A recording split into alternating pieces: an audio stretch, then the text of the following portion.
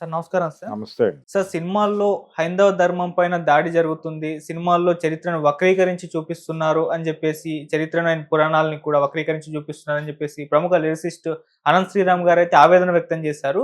ఎగ్జాంపుల్‌గా 'కల్కి' సినిమాని కూడా తీసుకున్నారు సార్. అక్కడ కర్ణుడిని శూరునిగా ఎలా చూపిస్తారు, దీన్ని ఖండించకపోతే నిజంగా తప్పైపోతుంది అన్నట్టుగా ఆయన మాట్లాడారు సార్. మరి ఆయన మాటల్ని ఏ విధంగా చూడొచ్చంటారు? నిజంగా సినిమాల్లో హైందవ ధర్మం పైన దాడి జరుగుతుందంటారా? మీరేం చెప్తారు సార్? అంటే కర్ణుడి పాత్రని ఎలివేట్ చేయటం అనేది ఇప్పుడు ఇబ్బందికరం అయిపోయింది వీళ్ళకి. అవును. మరి గతంలో కర్ణుడిని కీలకంగా తీసుకుని సినిమాలు తీసినటువంటి వాళ్ళందరూ ఏమైపోవాలి?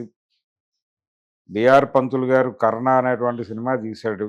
శివాజీ గణేశన్ గారిని పెట్టి, కృష్ణుడిగా ఎన్టీ రామారావు గారిని పెట్టి, అందులో 'గాలికి కులమేది' అనేటువంటి ఒక అద్భుతమైన గీతం ఉంటుంది.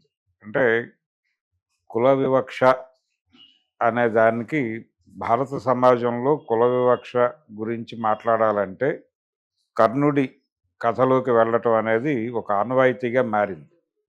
అలాగే కర్ణుడి క్యారెక్టర్ని తీసుకుని దాన్ని సోషలైజ్ చేసి తీసిన సినిమాలు అనేకం ఉన్నాయి. 'కటకటాల రుద్రయ్య' కావచ్చు, దాసరి గారి 'కటకటాల రుద్రయ్య' సినిమాయే దాదాపుగా 'దళపతి'.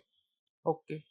మణిరత్నం తీసినటువంటి 'దళపతిలో' రజనీకాంత్ కర్ణుడే, దాసరి గారు తీసినటువంటి 'కటకటాల రుద్రయ్యలో' కృష్ణరాజు గారు కర్ణుడే.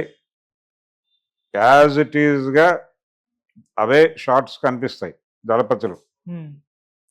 టేకింగ్కి సంబంధించి మణిరత్నం ప్రత్యేకత మణిరత్నంది, దాసరి గారి ప్రత్యేకత దాసరి గారిది. ఓకే. అలాగే ఆయన కర్ణ పాత్ర తీసుకుని పంతులు గారు తీసినటువంటి 'పద్మిని పిక్చర్స్' బ్యానర్ మీద ఆయన తీసిన సినిమా ధోరణి ఒకలాగా నడుస్తుంది. ఎన్టీ రామారావు గారు దాన్ని అడాప్ట్ చేసుకున్న పద్ధతిలో ఆయన కూడా కుల వివక్షతే ప్రధానంగా తీసుకుని 'దానవీర శూరకర్ణ' అని తీశాడు. దీనికంటే కూడా కమలాకర కామేశ్వరరావు గారు అకార్డింగ్ టు టెక్స్ట్ వెళ్ళే మనిషి.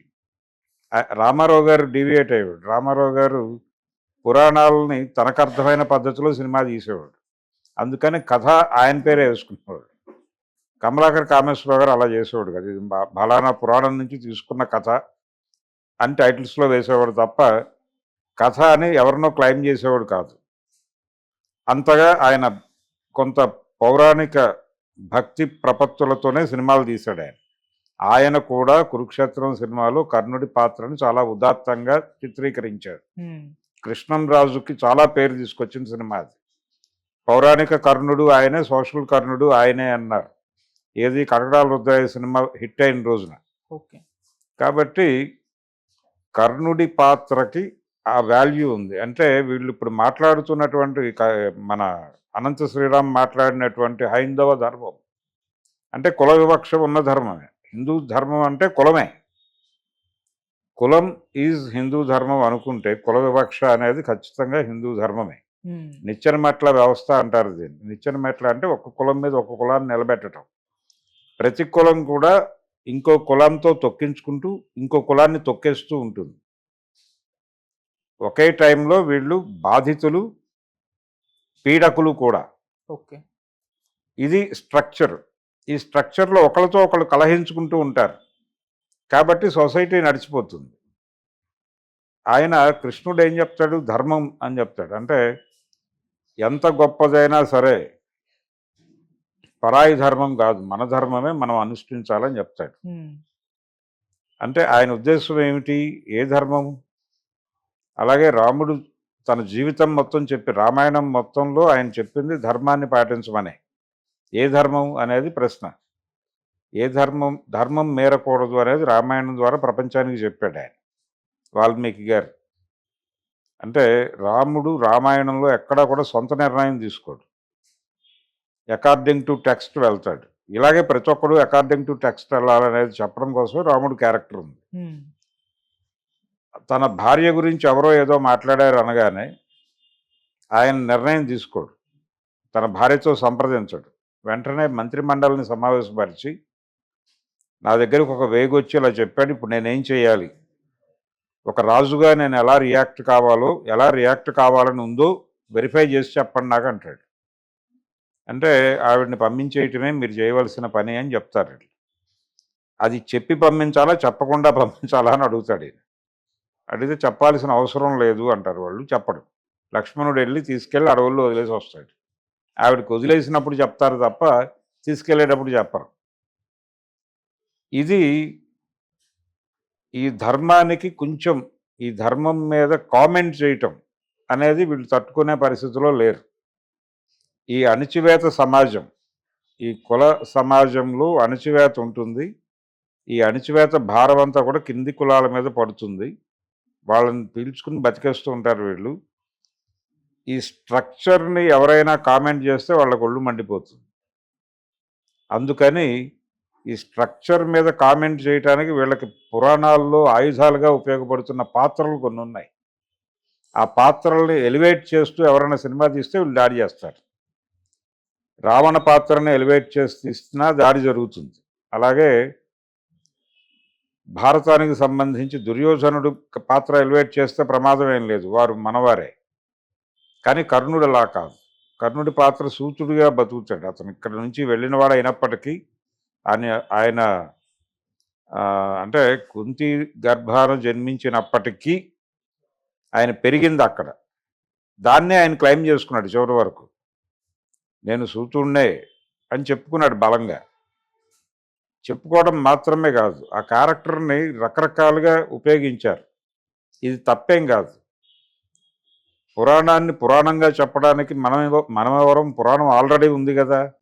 ఆ పురాణం నుంచి మనకు ఏమర్థమైందో ఆ పురాణాన్ని ప్రజెంట్ సొసైటీకి కనెక్ట్ చేస్తూ నువ్వు కొత్త కథ చెప్పాలి. ఈ కొత్త కథలు చెప్తే వాళ్ళు భయపడిపోతారు. మోదుకూరు జాన్సన్ గారు కర్ణుడి క్యారెక్టర్ తీసుకొని రిజర్వేషన్లు ఉండాల్సిన అవసరం ఏమిటి ఈ సమాజంలో అని చెప్పి ఉపన్యాసం ఇప్పించాడు. అది కర్ణుడు చెప్పాడా, భారతంలో ఉందా అంటే లేదు, ఈయన కల్పించాడు. ఆ అవకాశం తీసుకున్నాడు. ఆ అవకాశం తీసుకుని ప్రతిభ అనే పేరుతో అందరం ఒకటే అని మాట్లాడుతున్నారు మీరు, అది కరెక్ట్ కాదు. ఎన్టీఆర్ఏ చేశాడు, అది కూడా అది కరెక్ట్ కాదు. ఒక కుంటివాడిని సర్వ అవయవాలు బాగున్నవాడిని ఒకే లైన్ మీద నుంచోబెట్టి పరుగు పందెం పెట్టడం లాంటిది మీరు చేస్తున్న పని. పుట్టుక రీత్యా ఒకే వయసులో 2 కులాల్లో పుట్టితే 2 పిల్లలు, ఒక బ్రాహ్మణ కులంలో పుట్టిన పిల్లవాడికి ఒక దళిత కులంలో పుట్టినటువంటి పిల్లవాడికి ఎదిగేటప్పుడు వాళ్ళకి సమాజం ద్వారా వాళ్ళ ఇంటి నుంచి వచ్చేటువంటి జ్ఞానం వేరే ఉంటుంది. వాళ్ళు స్కూల్లో చేరే నాటికి వాడు ఆ తరగతికి మించిన జ్ఞానంతో వాడుంటాడు. ఏమీ తెలియకుండా అక్కడే నేర్చుకోవడం కోసం వీడు వస్తాడు. వీళ్ళిద్దరినీ కలిపి ఒకే లైన్ మీద నుంచోబెట్టి పరుగు పందెం పెడుతున్నారు మీరు, ఇది ఎలా కరెక్ట్ అన్న పద్ధతిలో ప్రతిభ అనేటువంటి ఆర్గ్యుమెంట్ మీద దాడి చేస్తాడు ఆయన. కర్ణుడి క్యారెక్టర్ని ఆసరా చేసుకుని. కర్ణుడు అంటే అందుకే భయం వాళ్ళకి. కర్ణుడు అన్నా రావణుడు అన్నా భయం వేయటానికి కారణం అదే. ఆ భయంతోనే ఇప్పుడు కర్ణుడి క్యారెక్టర్తో రామారావు గారు ఆ రోజుల్లో చెలరేగిపోయి ఆయన పద్ధతిలో ఆయన నీది ఏ కులము అని చెప్పి కర్ణుడిని అడ్డం పెట్టుకుని దుర్యోధనుడి పాత్రతో కాస్ట్ ఇష్యూని రైజ్ చేసి మాట్లాడించాడు కొండవీటి వెంకట కవి గారు. ఆ అవకాశం ఆయన ఇచ్చాడు ఎన్టీఆర్. ఇవ్వడంతో ఈయన రెచ్చిపోయాడు. దానికి ముందు జాన్సన్ గారు రాశాడు. అదే ప్రాతిపదిక, ఆ ప్రాతిపదికలోనే వెళ్ళాడు.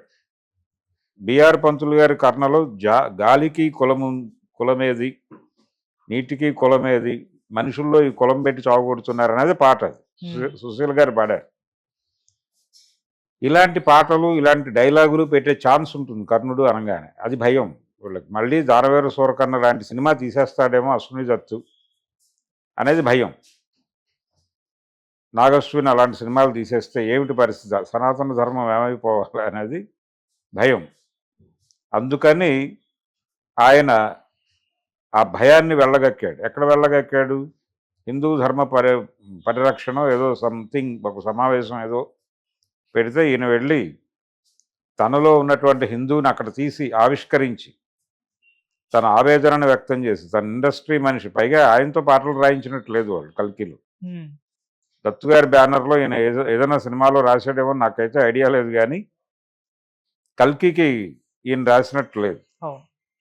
అందుకని ఒకవేళ నాకు అవకాశం ఇవ్వలేదని ఆవేదన పడ్డాడా అని అనుకోవడానికి అవకాశం ఏం లేదు. కానీ ఆయనలో ఉన్నటువంటి ఒక ధార్మిక స్వభావము అనేటువంటి ఒక ధర్మం అంటే కులమే, అంతకు మించి ఏమీ లేదు. చాలామంది రకరకాలుగా చెప్తారు కానీ ధర్మం అనగా కులం అనే. కులాన్ని పాటించటమే ధర్మం, అంతకు మించి ఏమీ కాదు. ఈ కులాన్ని డిస్టర్బ్ చేసేవాడిని ఎవరిని చూసినా వాళ్ళకి భయమే. ఉమ్. ఈ ఈ స్ట్రక్చర్ని బ్రేక్ చేసినా, లేకపోతే ఈ స్ట్రక్చర్ మీద కామెంట్ చేసినా, విమర్శించినా వాళ్ళకి భయం. ఆ భయం కలిగించడానికి రకరకాల పాత్రలు తీసుకుని దాడులు చేస్తారు. ఈ దాడుల మీద వాళ్ళ కోపం. ఆ రోజుల్లో కాబట్టి రామారావు గారు ఆ సినిమాలన్నీ తీసి నడుపుకోగలిగాడు కానీ ఈ రోజునైతే పరిస్థితి భిన్నంగా ఉండేది. అంటే ఆయన కొన్ని దెబ్బలు తిన్నాడు. అంటే సాయిబాబా విషయంలోనూ, అలాగే ఇందిరాగాంధీ విషయంలోనూ కొన్ని ఇబ్బందులు గురయ్యాడు ఆయన. కానీ పౌరాణిక సినిమాల విషయంలో ఆయనకు ఆ ప్రమాదం జరగలే. ఆయన ద్రావిడ జాతి మీద దాడి చేయడానికి వచ్చిన ఆర్యజాతి ప్రతినిధి రాముడు అన్న సంసార వాళ్ళు పట్టించుకోవాలి, సర్టిఫికెట్ ఇచ్చారు. ఓకే. సినిమా రిలీజ్ అయిపోయింది. ఆ రోజున్న వాతావరణం అది. సమాజంలో ఉన్న వాతావరణం కొంచెం హిందూ మతం అంటే ఏమిటి, మతం అనే హిందువులందరూ కూడా మతోన్మాదులు కాదు. వాళ్ళు పక్క మతాలను తిట్టాలి అనేటువంటి ప్రోగ్రాంతో ఉన్నవాళ్ళు కాదు. తమ మతంలో ఏముందో తెలుసుకోవాలనేటువంటి కుతూహలంతో మాత్రమే వారు ఉంటారు. పక్క మతాల మీద ద్వేషం నింపటం, పక్క వాళ్ళ మీద చిరాకు పుట్టించటం కోసం హిందుత్వ అనేటువంటి ఒక ప్రోగ్రాంని మొదలుపెట్టారు. మనకి హిందుత్వతో ఇబ్బంది తప్ప హిందూ మతంతో కాదు. ఉమ్. హిందూ మతం ఈజ్ డిఫరెంట్ ఫ్రమ్ హిందుత్వ. హిందూ మతం అనేది హిందుత్వ ప్రమాదంలో ఉంది ఇప్పుడు. ఈ హిందుత్వ అనే ప్రమాదాన్ని దాన్ని మరింత పెంచే ప్రయత్నంలో భాగంగా ఇలాంటి మీటింగులు పెడుతున్నారు. ఆ మీటింగుల్లో వీళ్ళందరూ వెళ్ళి మాట్లాడేస్తున్నారు ఇష్టం వచ్చినట్టు, వాళ్ళ మెప్పు కోసం. ఈ హిందుత్వాన్ని ప్రమోట్ చేసేటువంటి ఏజెన్సీయే అది, ఆ మీటింగ్ ఆర్గనైజ్ చేసినటువంటి సంస్థ. సో ఆ సంస్థ మీద, ఆ వేదిక మీదకి వెళ్ళి ఆ వేదిక పలుకులు పలికేశాడు ఆయన. ఇది ఖచ్చితంగా పీడిత ప్రజల, భారతదేశంలో ఉన్నటువంటి పీడిత ప్రజలకి వ్యతిరేకమైనటువంటి వాయిస్ అది. ఒక పక్కన ఏం మాట్లాడినా దాడులు జరిగిపోతున్న సందర్భం. అంటే భావ ప్రకటన స్వేచ్ఛని చంపేస్తున్నారు. ఈ భావ ప్రకటన స్వేచ్ఛని చంపేయటంలో భాగమే అనంత శ్రీరామ్ మాటలు. అంటే పురాణంగా వాళ్ళు ఏం రాశారో అదే తీయటానికి మళ్ళీ తీయటం ఎందుకు? ఈ మాట నేనన్నది కాదు. మాయాబజార్ లాంటి సినిమాకి స్క్రిప్ట్ రాసినటువంటి పింగళి నాగేంద్రరావు గారు ఇన్ రిటర్న్ ప్రింట్లో ఉంది, అది ఎవరైనా సరే చదువుకోవచ్చు. చలం గారి సావిత్రికి పింగళి నాగేంద్రరావు గారు రాసిన ముందు మాట చదివితే వీళ్ళ తలుపులు తెరుచుకుంటాయి. అది చదవరు. పింగళి నాగేంద్రరావు గారు ఆయన రాసిన పాటలు అవన్నీ కాపీ కొట్టేసి వాడేసుకుంటారు. ఆయన జర్నలిస్టు, రకరకాల పరిశోధనలు చేసేవాడు. ఆయన రాశాడు ఇది. అందులో సావిత్రి నాటకానికి ముందు మాటలో రాశాడు, ఉన్న పురాణాన్ని యథాతథంగా రాయటానికి నువ్వెందుకు రాయాలి, అది ఆల్రెడీ ఉంది కదా, దాన్నే తెచ్చుకుని చదువుకుంటే సరిపోతుంది కదా. నువ్వు చెప్తున్నావంటే నువ్వు అది చదివినప్పుడు నీకేమనిపించిందో దాన్ని ప్రతిఫలించు నీ రచనలో, అప్పుడు నీ రచన అవుతుంది. అదే చెయ్యాలి రైటర్ అనేవాడు. క్రియేటర్ అనేవాడు చేయవలసిన పని అది. నువ్వు చదివినటువంటి పురాణాన్ని ప్రస్తుత సమాజానికి కనెక్ట్ చేయటమే రచయితగా నువ్వు చేయవలసిన పని. ఈ పుస్తకాన్ని, అది ఎన్ని వేల సంవత్సరాల క్రితం రాయబడినప్పటికీ, ఆ పుస్తకాన్ని ప్రస్తుత సమాజానికి ఏ మేరకు ఉపయోగపడుతుంది, దాని వలన ప్రయోజనం ఏమిటి, నష్టాలు ఏమిటి అనేది నీ విచక్షణతో నువ్వు ఆలోచించి దాన్ని ఈ సమాజానికి చెబుతూ నువ్వు రచన చేయాలి. అది రచయితగా నీ బాధ్యత అని చెప్పాడు ఆయన. అదే చలం చేశాడు సావిత్రి నాటకంలో. అందుకని ఈ పుస్తకాన్ని నేను ముందు మాట రాస్తున్నానని చెప్పాడు ఆయన. కాబట్టి ఆ రోజుల్లో అంత డెమోక్రటిక్గా ఉన్నారు. ఇది 30లో రాశాడు ఆయన. అంత డెమోక్రటిక్గానే ఉన్నారు. అప్పటి పరిస్థితితో పోల్చుకుంటే కనీసం 70లో రామారావు గారి సినిమాలు, 60లు 70లు, ఆయన 58లో మొదలుపెట్టాడు ఈ ఆలోచన.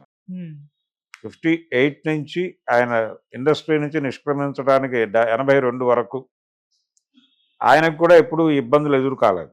ఆ రోజున కూడా ఈ రైట్ వింగ్ పాలిటిక్స్ అనేవి అంత అంటే హిందుత్వ అనేటువంటి ప్రమాదానికి హిందూ మతం గురికాల. కాబట్టి వాళ్ళ ఆర్గ్యుమెంట్స్ మార్కెట్లోకి వెళ్ళినాయి, చాలామంది చర్చించుకున్నారు. రామాయణ విషవృక్షం అనేటువంటి పుస్తకం విశ్వనాథ సత్యనారాయణ గారు రాసినటువంటి రామాయణ కల్పవృక్షానికి ప్యారలల్గా రాశారు రంగనాయకమ్మ గారు. రంగనాయకమ్మ గారిని విశ్వనాథ సత్యనారాయణ గారు బూతులు తిట్టలేదు. ఈ పుస్తకం గురించి ఆయన దృష్టికి తీసుకెళ్తే నాకంటే కూడా ఆవిడకే ముందు పుణ్యం, ఆవిడకే ముందు ఆ దైవాన్ని చేరేటువంటి ఇది దక్కుతుందేమో, ఆవిడకే దైవ సాక్షాత్కారం జరుగుతుందేమో.